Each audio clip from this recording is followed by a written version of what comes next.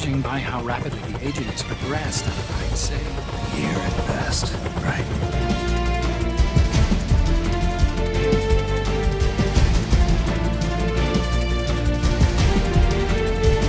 We found him. Will you terminate Liquid?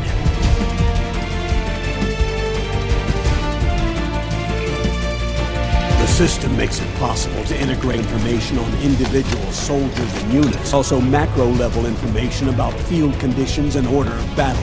So they finally achieved total real-time battlefield control.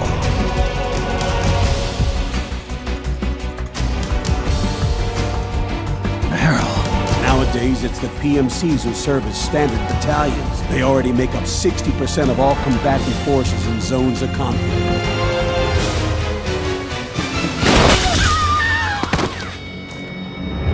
I'm no hero. Never was. Never will be. Chapter 1-3, Liquid's Camp. On the way to Liquid's camp, Snake traverses another conflict zone. He manages to get through with the help of a bulldozer from the rebels, but the vehicle seems to have stopped by something. When the rebels check it out, they see what appears to be a gigantic robotic wolf blocking the vehicle. Upon seeing this, they all begin to run away, but are attacked by what looks like a big robotic bird that flies near the ground and sweeps them off their feet with its wings. Then another group of rebels are ambushed by a woman in an octo camo suit, much like Snake's but with a face mask, and with metallic tentacles coming from her back, kinda like the one Solid has had, but more.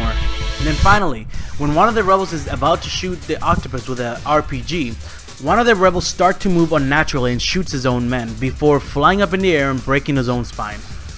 Snake, familiar with this sight but unwilling to believe it, looks up in the air and sees a figure floating with 8 arms holding 2 dolls and what looks like the ghost of Psycho Mantis floating next to her. The rest of the rebels are finished off by the other beasts, and they all retreat once the floating figure commands them to with a hand motion. While introducing a new serious threat to Snake, this attack leaves the road open for Snake to waltz into Liquid's base.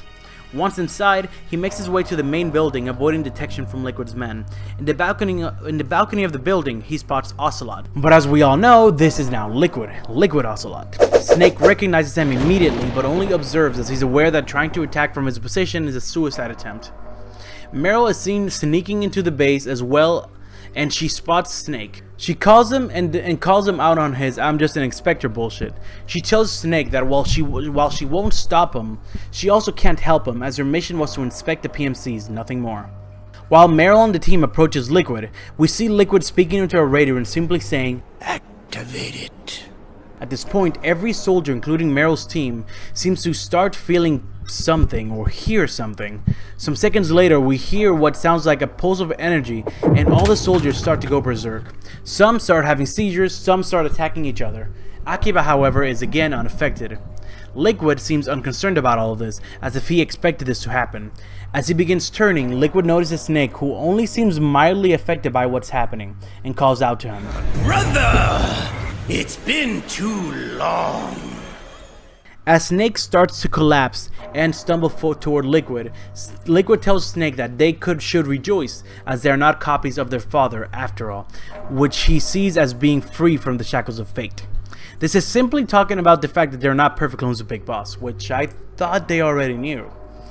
Before leaving, he tells Snake to watch as he surpasses his own origin. Right as Snake is about to pass out, we see the woman Meryl said was always with Liquid. And while we may not recognize her because we only saw her as a sprite image on Metal Gear Solid 1, Snake recognizes her. It's Naomi from Metal Gear Solid 1, the bitch that injected Snake with Fox dye, Gray Fox's sister. She injects something onto herself and gives that something to Snake. Before walking away, she tells him, Snake, if you won't be a prisoner to fate, then go. Fulfill your destiny. I don't know, man. Half of the shit she says flies over my head. But anyways, we see Liquid jumping on a chopper along with Naomi and flying off, the Gecko following behind him on foot. Snake never uses the injections, but is rescued by Akiba, who again seems unaffected by everything. He finally did something right, though. Chapter 1-4, Naomi's Call for Help. We see Snake resting on a bed in the Nomad, while Sunny is giving Otacon some sunny side up eggs. The eggs are the first thing that Snake sees when he's waking up. In a disgusting voice, he says, I remember the sun being so flat. Otacon tries to brush that comment aside and asks Sunny to make some eggs for Snake too, but Snake asks Sunny not to make him any. He's very blunt. Otacon tells Snake that he was out for a whole day, and he assures him that Meryl and her team are doing fine. Snake tells Otacon that his body just suddenly seized up. He wasn't sure why, because he knew it wasn't his joints or muscles, but he couldn't move. Apparently, Snake got it good though. Some of the soldiers that got affected just had their hearts stop. Otacon confirms that the woman he saw was definitely Naomi, as he retrieved the syringe that she gave him and found traces of her DNA. Snake started wondering why she would help Liquid, and Otacon shows him a video that Naomi sent him in an email. But first, Sunny comes downstairs with some eggs for Snake, and Otacon tells her that the eggs are delicious, although she notes that he hasn't even touched them yet. Snake simply tells her that grown-ups have to watch their caloric intake, and Sunny replies with, You're not watching your nicotine intake.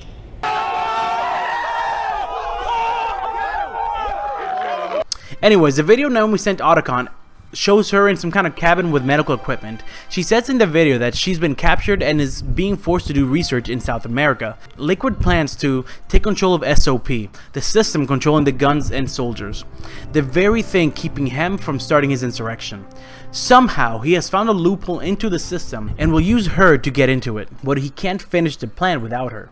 In order to prove it was really her, Naomi sent her location data in a Soliton file in an encrypted format that showed where she is in the same way that the Soliton radar from Shadow Moses did. An encryption which Sunny managed to crack. Did I mention that Sunny is a computer OG?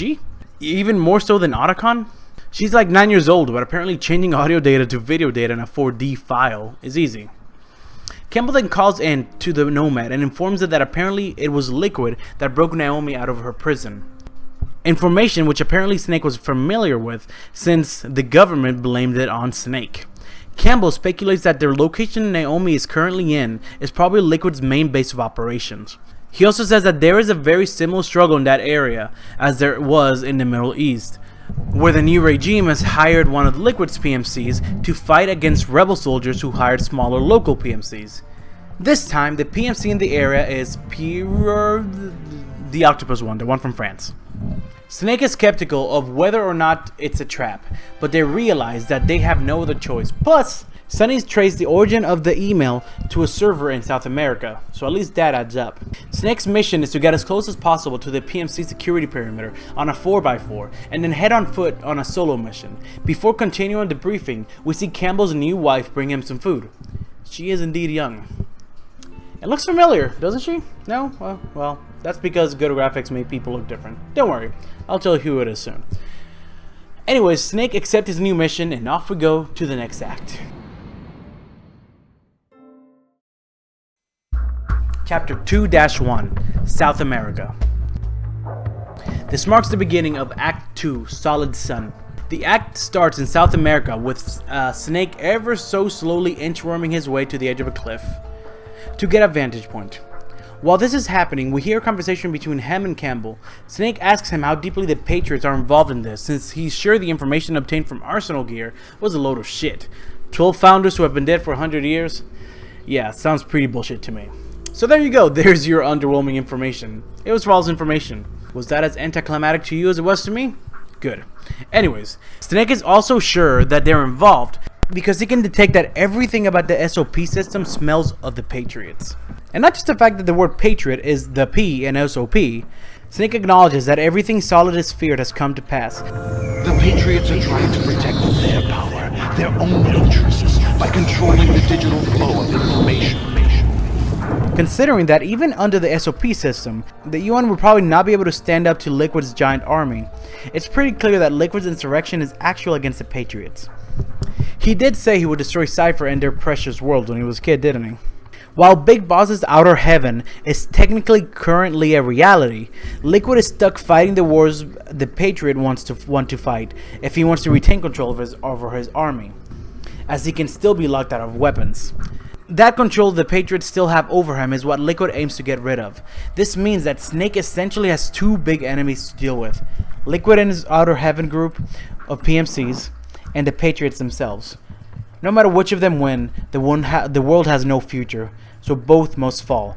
But, as Campbell says, they may have no choice but to leave the system be for now, as outright destroying it would be the end of modern civilization, which is what President Johnson was implying back in Metal Gear Solid 2. Whether you believe it or not, the balance of power rests in the hands of the Patriots. They regulate the country's various interests through controlled presentation. Can you imagine what would happen if they ceased to function? Picture a massive political vacuum, a space that every powermonger will try to fill for their own greedy ends. I'm talking about an unregulated power struggle, panic, civil war, chaos.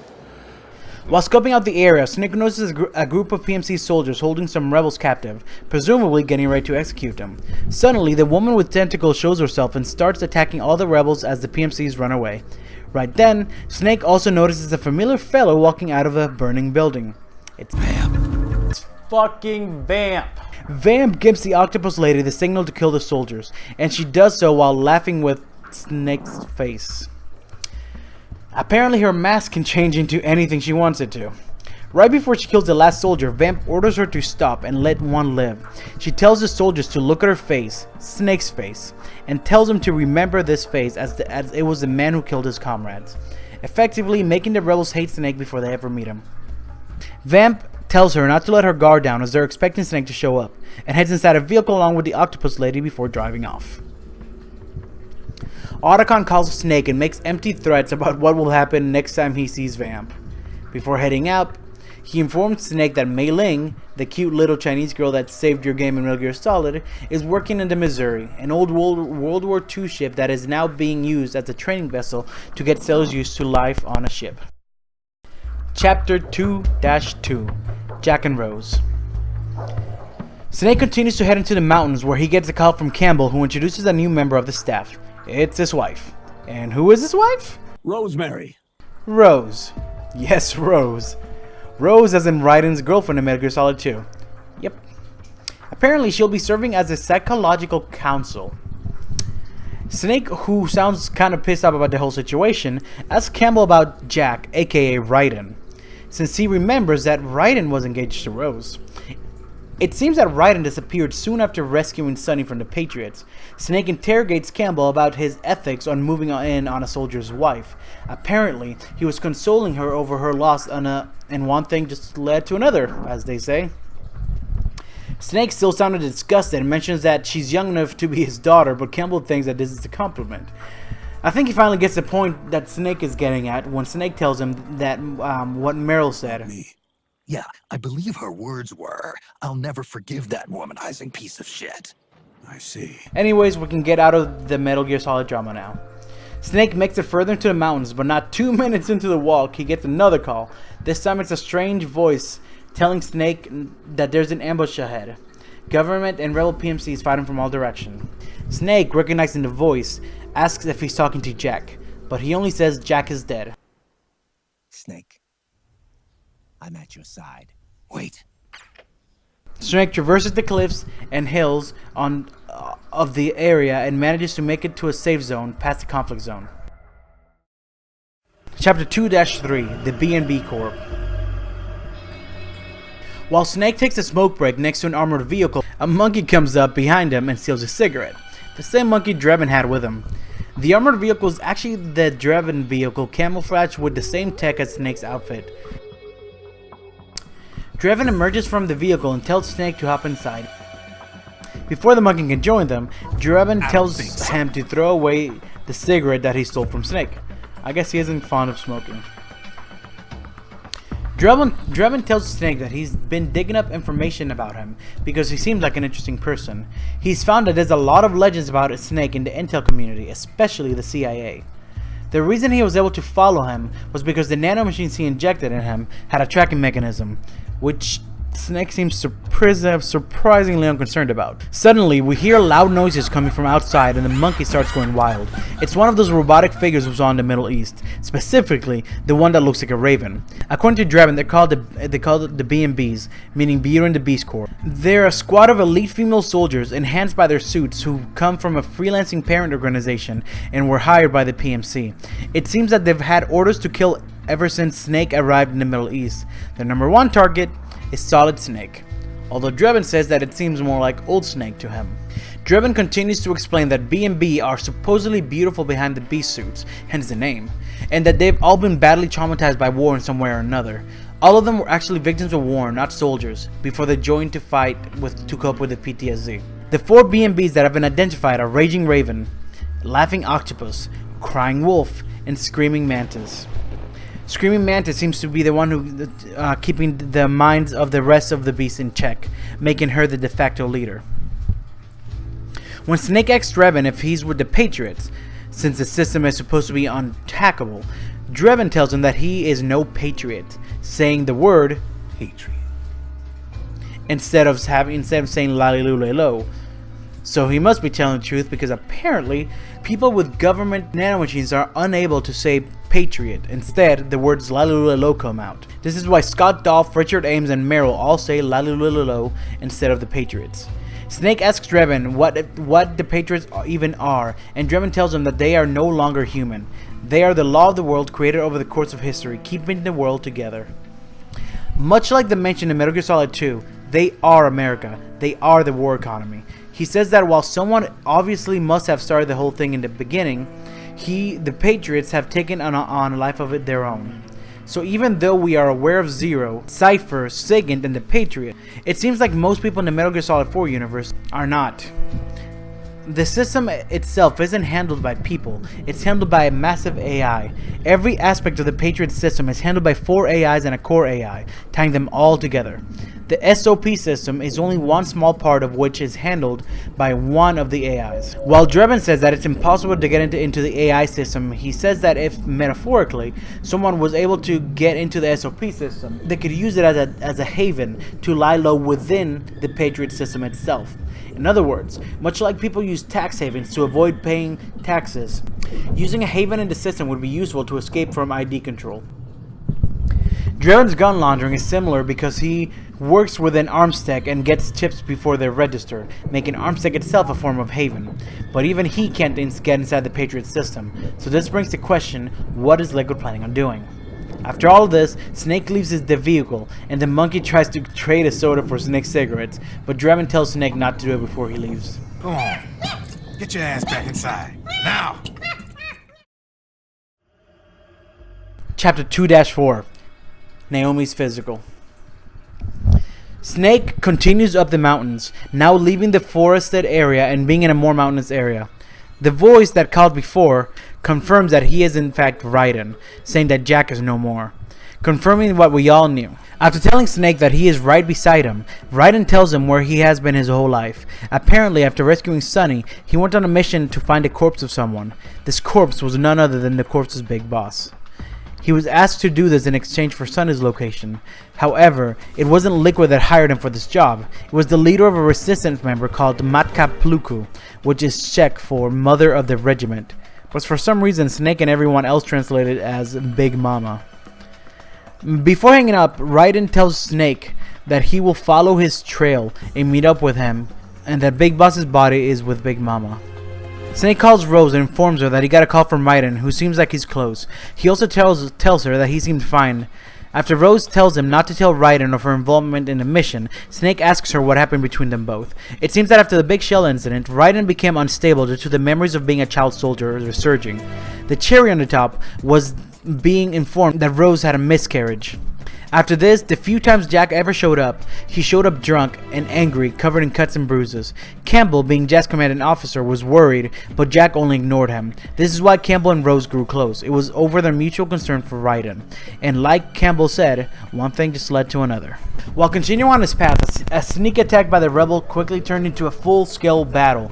This, while making the path more dangerous, provided some cover for Snake. After making it through the barricade and dimension gates, thanks to, again, the rebels and the bulldozer, Snake sneaks into the mansion, goes into its basement, and emerges in a backyard/courtyard area where Naomi has her lab.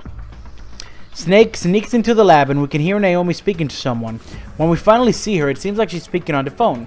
She has a very friendly tone for someone being held captive, if you ask me. I know. Me too. And a very outdated phone, even for 2014 standards. What the hell? After hanging up, she seems to have some kind of pains that put her in the verge of collapse. It's only when she injects herself with something that she starts to get better. When Snake calls out to her, she tells him that she knew she'd come, as neither of them can escape her fate. Can someone please tell Naomi to stop trying to be a philosopher? She mentions that she's sure Otacon is still with him, as not many people could understand 4D sound data and install it on radio file.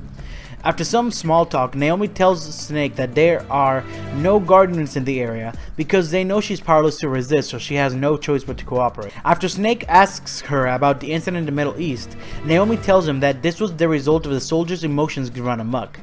It seems that the SOP system not only inhibits pain receptors and syncs up team members with each other, they can also release endorphins at the same time someone kills an enemy to provide an artificial high to get them almost addicted to killing enemies. Not only that, but they can also suppress or endorse hormones depending on the situations in order to suppress certain human emotions: sorrow, guilt, fear, despair, etc. In other words, SOP really has full control of the soldier's pain, emotion, and even senses.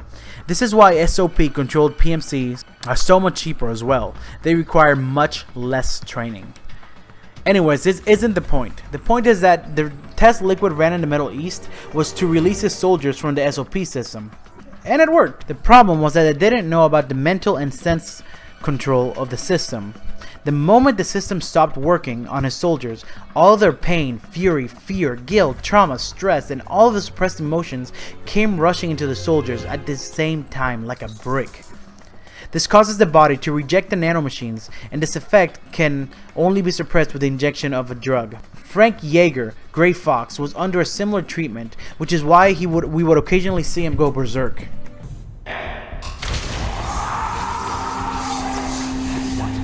Not again. What's happening?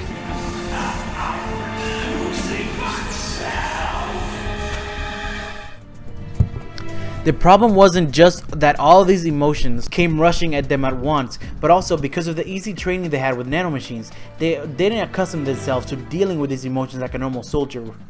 A normal soldier, whom even with their real-life training would still take years to cope with some trauma. In other words, it's as if a normal civilian had to deal with all of the things that give a soldier PTSD, but all at once. Snake makes a good point in that he has never been under the system's control, so he shouldn't have been affected, which is why Naomi wants to examine him. He's hesitant to step in front of her though, and while anyone could understand why he would be skeptical of any medicine procedure from her, it seems that his main concern is his aging body.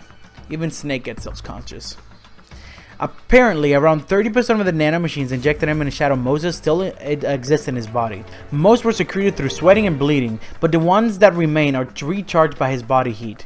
However, because they predate the SOP system, they react differently than the current gen nanomachines. However, they may still be interfering with his body and heart. So, Naomi does further research on this. Snake then asks about his rapid aging, and if it's anything to do with the nanomachines or Foxdie. However, the fact of the matter is that Snake is living out his natural lifespan. When Cypher created the Sons of Big Boss, the telomeres were purposely shortened. Telomeres are tips of DNA strands which protect our chromosomes. Every time a cell reproduces, these tips become shorter until they're completely gone and our cells can no longer divide.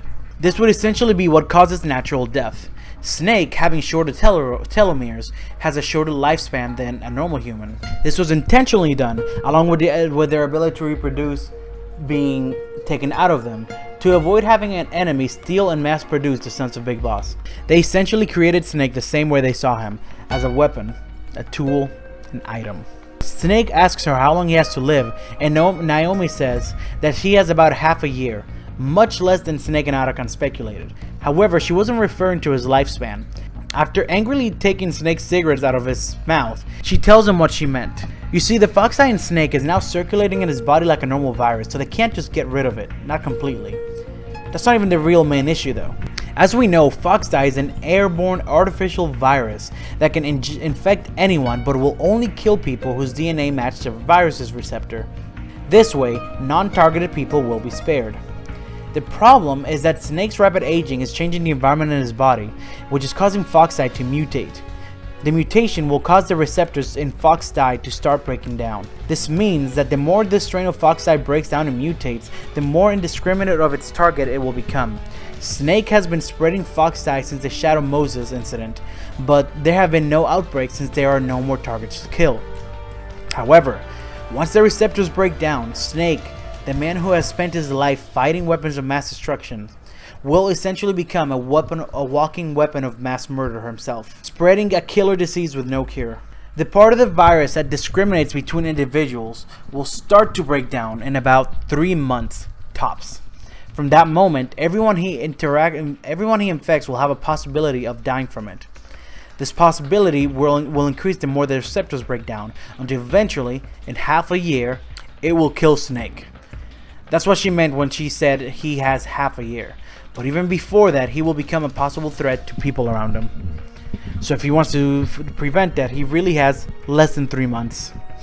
Naomi also tells Snake that he seems to have a second new type of Foxdie in his body that she's never seen before, and that it must have been injected into him recently. The only person Snake can think of is Drebin.